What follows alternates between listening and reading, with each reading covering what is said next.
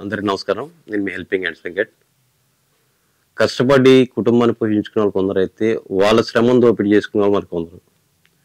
ఎక్కడెక్కడో పల్లెటూరు నుంచి వచ్చి కష్టపడి బతుకుదాం అనుకున్న వాళ్ళని మన విజయవాడలో పని ఉందని చెప్పి పని వాడుకుని 10 రోజులు 15 రోజులు నెలల తరబడి వాడుకుని చివరికి వాళ్ళకి వెళ్ళడానికి ఛార్జీలు లేకుండా నట్టేట ముంచి వదిలేస్తున్నారు.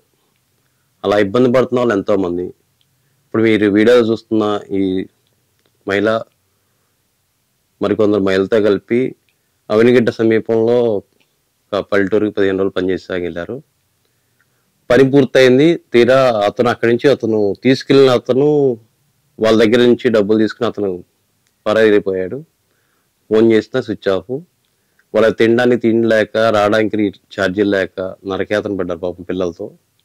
వాళ్ళు మన హెల్పింగ్ హ్యాండ్స్ని ఆశ్రయించడంతో వాళ్ళకి మళ్ళీ ఆటో ఏర్పాటు చేసి వాళ్ళకి సొంత ఊరికి తీసుకురావడం జరిగింది. విజయవాడ బస్ స్టాండ్లోను సీతమ్మవారి ఇలా కొన్ని చోట్ల బ్రోకర్లు తిరుగుతున్నారు. పని ఉందంటున్నారు, తీసుకెళ్లి వాడుకుని అక్కడ నట్టేటలు చేస్తున్నారు. కొందరిని కొట్టి గాయపరిచిన సందర్భాలు ఉన్నాయి.